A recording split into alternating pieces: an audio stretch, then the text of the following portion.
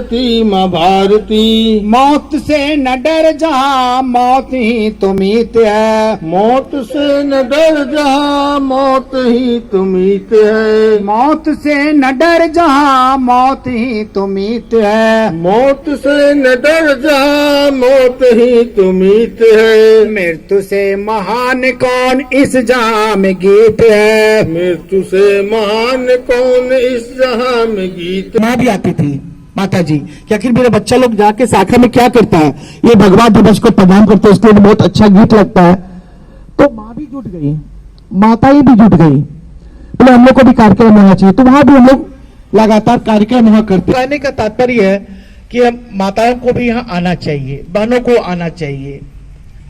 और आज हम बौद्धिक सुनने आए हुए हैं अपने रामचंद्र जी का, तो ज्यादा समय न लेते हुए माँ भारती को नमन करती हूँ, आप सबको भी नमन करती हूँ और सबको एक बार फिर से हार्दिक शुभकामनाएं देते हैं। धनंजय जी आपको भी, क्योंकि आप लोग इस समय विनोद जी, धनंजय जी और शरद जी का तो कहना ही नहीं है, ये तो इनका तो यूट्यूब चैनल चलता ही रहता है और हमेशा हम लोग को आगे बढ़ने के लिए हमारा शरद जी का आ गया है।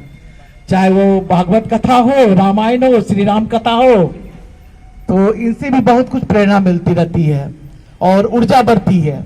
इनको देख के सही बताते हैं, कभी इनके ये नहीं देखती हूँ, हंसते हुए मुस्कुराते हुए शालीनता के साथ कोई काम में धैर्य के साथ करते रहते हैं। तो मैं आगे भी इसी तरह सबको चाहती हूँ और नई जनरेशन में भी हमारा बेटा बैठा हुआ है, फिर इन लोग से भी हम यही चाहते हैं, उम्मीद है कि जितने बच्चे लोग जुड़े हैं, चाहे वो हमारे भागवत में जुड़े हों, रामायण में जुड़े हों, चाहे जिस चीज से भी जुड़े हैं, हमारे सनातन धर्म कैसे आगे बढ़े, हिंदुत्व कैसे बढ़े, इससे और लोग प्रचार प्रसार बढ़े। जब कोई कार्यक्रम हो, जैसे खबर जाए तो पूरे व्हाट्सएप चलाइए, उन लोग सबको बुलाइए, सबको ही बुलाइए, तभी आनंद आता है कि नहीं? ठीक है, बहुत बहुत सभी को फिर से धन्यवाद देती हूँ, शुभकामनाएं देती हूँ। आभार। अब मैं अपने इस कार्यक्रम निमित्त अपने शाखा के स्वयंसेवक आदरणीय रामचंद्र जी से आग्रह कर रहा हूं कि अपना बौद्धिक से हम सबको अनुग्रह।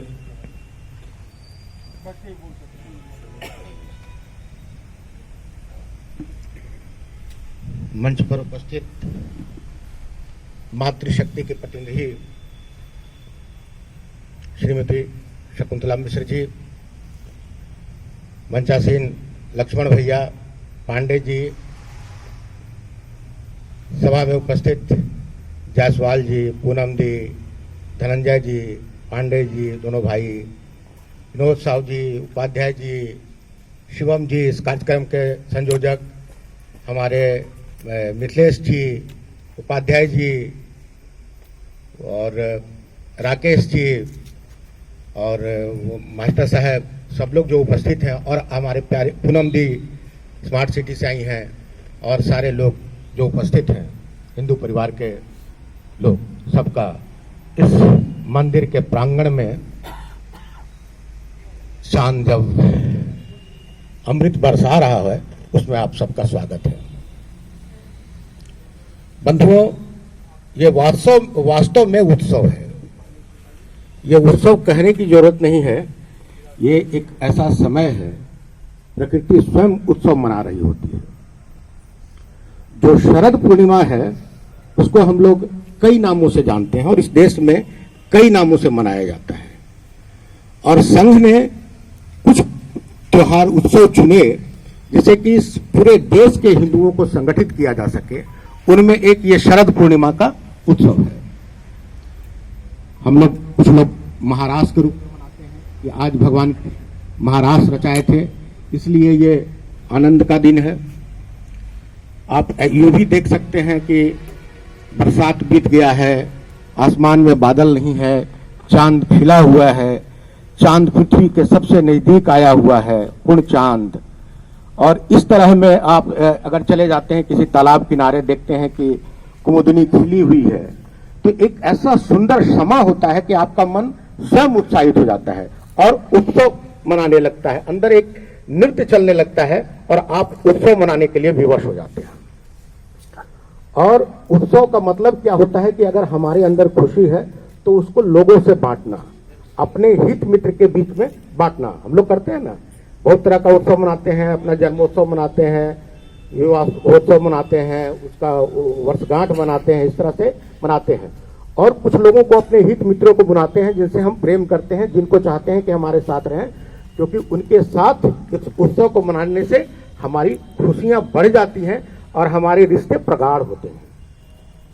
वक्त तो ऐसे मिलता नहीं है हर किसी से मिल पाने का, लेकिन ये सब जब उत्सव होते हैं तो हम लोग एक दूसरे के करीब आते हैं, एक दूसरे को जाति अर्जित कर ली और समाज में भेदभाव उत्पन्न हो गया। इन भेदभावों को कैसे पाटा जा सकता है, तो उसके बहुत बड़े अवसर होते हैं। ये उत्सव जो होते हैं अवसर होते हैं। जब आप देखते हैं कि जैसे अभी भी विजयादशमी मना है, दुर्गा पूजा हुआ, तो वहां तो किसी जाति का और किसी खास संप्रदाय का वो भेदभाव नहीं रहा, सब लोग आए, मिले जुले, सबके लिए खुशी का अवसर होता है। तो ये सब जो उत्सव होते हैं ना, वो एक करने का अवसर होता है। इस दिन संघ अपने यहाँ शरद पूर्णिमा में खीर वगैरह जो बनता है तो सब लोग हम लोग साथ में उसका प्रसाद ग्रहण करेंगे, तो उससे भी एकत्व की भावना बढ़ती है। तो इसलिए उत्सव मनाया जाता है। और ये शरद पूर्णिमा भारत भर में कई नामों से जाना जाता है। जैसे महर्षि वाल्मीकि का जन्म हुआ था इसी दिन, तो महर्षि वाल्मीकि की भी जयंती मनाई जाती है। महर्षि वाल्मीकि कौन है? भक्त हैं, ज्ञानी है, ज्ञान के साथ साथ भक्ति भी है उनके हृदय में, मुक्त पुरुष है। उसके बाद हम लोग मानते हैं कि ये लक्ष्मी जी, ये जो मंथन हुआ था, समुद्र मंथन हुआ था, तो समुद्र मंथन से महालक्ष्मी की मिली थी हम लोगों को, बाहर आई थी, जिसको विष्णु भगवान, विष्णु की प्रिया बनी वो बाद में। तो वो आई तो वो उस दिन गमन करती हैं, सफर करती हैं, ऐसा माना जाता है। तो इसलिए बंगाल में आप देखेंगे कि लक्ष्मी पूजा होता है, लक्ष्मी जी की पूजा की जाती है और मनाया जाता है कि इस देश में हमारे परिवार के साथ साथ पूरे देश में, प्रदेश में धन्य धान्य से संपन्न हो। तो ये हो गया। उसके बाद इसको हम लोग कोजागरी भी कहते हैं, कोजागरी पूर्णिमा भी कहते हैं। कोजागरी पूर्णिमा क्यों कहते हैं? क्योंकि ये बड़ा आध्यात्मिक शब्द है, कौन जाग रहा है। तो ये जो जागना शब्द है ना, वो बहुत महत्वपूर्ण होता है। जैसे आमतौर पर हम लोग सोचते हैं कि हम लोग जगे हुए हैं, लेकिन इसको जगना नहीं कहते हैं। एक उदाहरण देते हैं। एक बार भगवान बुद्ध एक राजा के दरबार में गए और उपदेश दे रहे थे, और राजा बहुत देर तक बैठे हुए थे, और कुछ देर के बाद भगवान बुद्ध बोलते हैं कि आपका पैर क्यों हिल रहा है? अंगूठा जो पैर का था वो राजा का हिल रहा था। राजन, आपके पैर का अंगूठा हिल रहा है? नहीं महाराज, मेरा पैर का अंगूठा तो नहीं हिल रहा है। तो बाद में लोगों ने कहा कि नहीं महाराज, हिल रहा था आपका। तो कई चीज हम लोग इसी तरह से बेहोशी में करते हैं, हमको पता भी नहीं होता है कि हम ये कर लिए। हम आज तय करके निकले थे कि दोस्त से लड़ाई नहीं करेंगे, लेकिन फिर आज लड़ाई हो गई।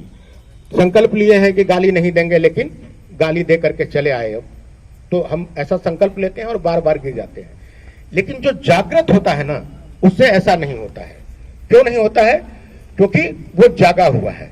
तो जागा हुआ का यहां ये मतलब है। गीता में भी कहा गया है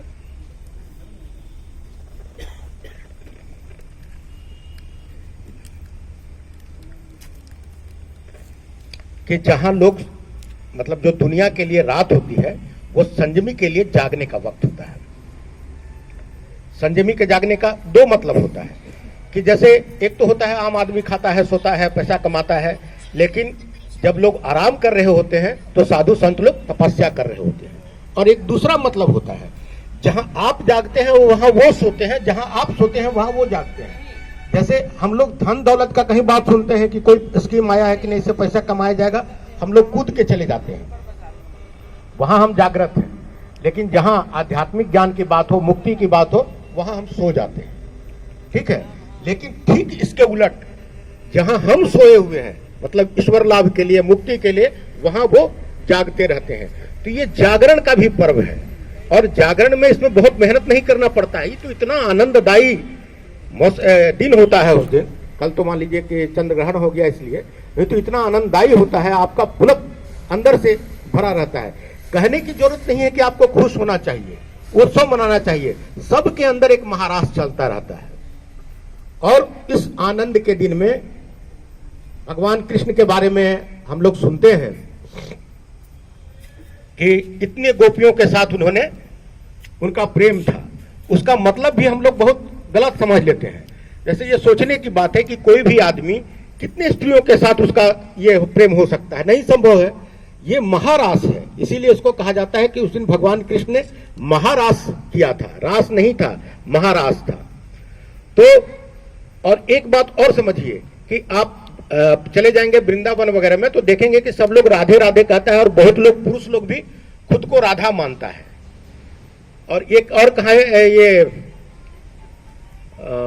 शायद मीराबाई के साथ हुआ है कि कोई बोला कि मुझे तो वहां पुरुष दिख रहा है, तो बोली कि नहीं, पुरुष तो केवल कृष्ण है, बाकी सब स्त्री है। ठीक है, क्लियर हो पा रहा है कि बाकी सब स्त्री है। जैसे हमारे अंदर भी एक होता है पुरुष और प्रकृति, पूरा शरीर है, ये प्रकृति का हिस्सा है। आप जानते हैं ना कि क्षिति जल पावक गगन समीरा, इसी 5 चीजों से बना हुआ है। और इसके अंदर एक पुरुष है। पुरुष मतलब जो पुर के अंदर रहने वाला, पुर मतलब महल, महल के अंदर रहने वाला कौन है? मेरी आत्मा है। तो उसका पुरुष प्रकृति का भी एक यहाँ रास चल रहा है। एक रास अगर हम लोग शरीर में आते हैं तो कृष्ण और गोपियों का रास चल रहा है। और इस तरह से प्रकृति में आत्मा और परमात्मा के बीच में जो मिलन का जो है ना, वो महारास चल रहा है। तो इतना आनंद का उत्सव है ये हमारे लिए। और इसीलिए नरसंघ ने इसको चुना कि इस दिन कम से कम सामाजिक समरसता और जो हिंदुत्व की ये हम लोग के संगठन की भावना है